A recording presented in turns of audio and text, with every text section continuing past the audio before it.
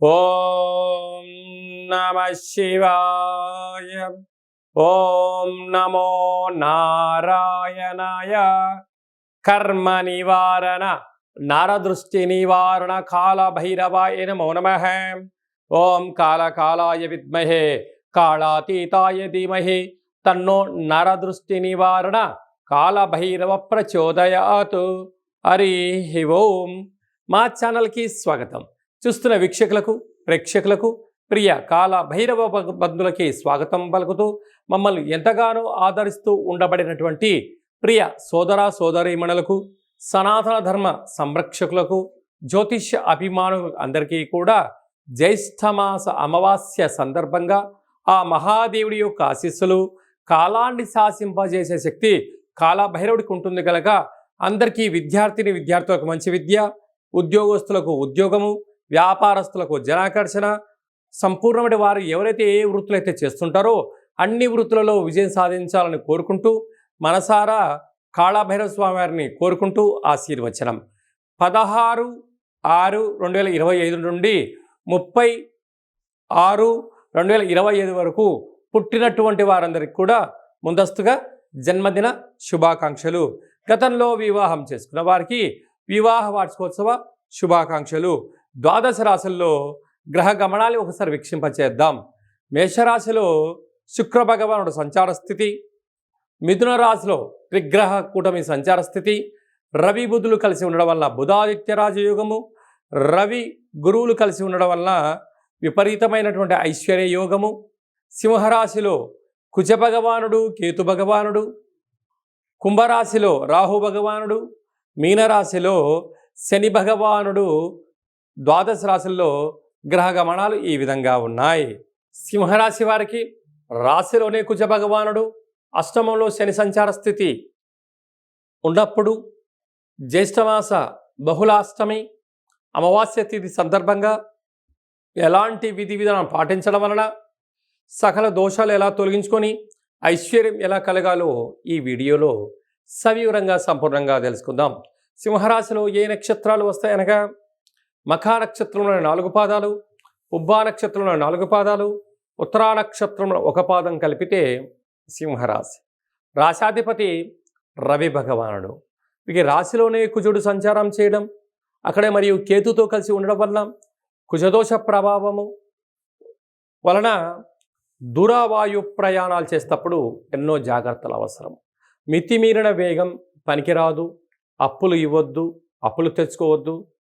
Electrical సామాన్తో కానీ, gas స్టవ్లతో కానీ, యంత్రాలతో కానీ, ఆయుధాలతో కానీ, వాహనాలతో కానీ చెలగాటం అస్సలే ఆడవద్దు. ఎందుకనగా కుజదోష ప్రభావం కారణం వలన ఆకస్మికమైనటువంటి ప్రమాదాలు పొంచి ఉన్నాయి.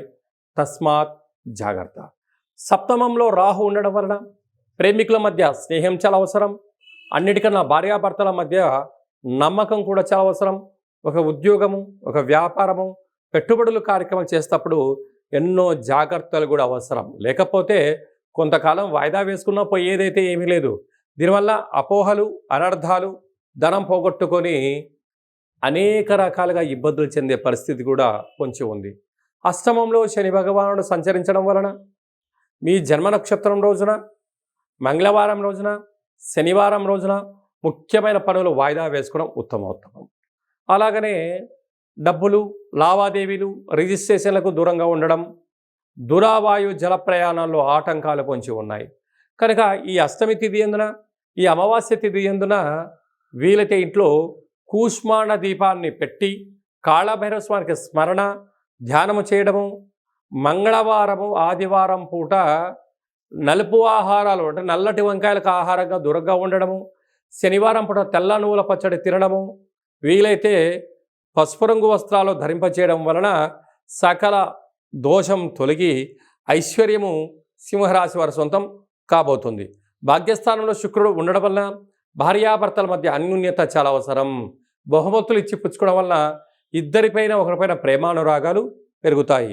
ఏకాదశ స్థానంలో ఆత్మకారకుడు రవి, బుద్ధికారకుడు బుధుడు స్వక్షత్రంలో ఉండడం వల్ల ప్రభుత్వ ఉద్యోగం చేయాలనుకున్న వారికి చాలా మంచి కాలము.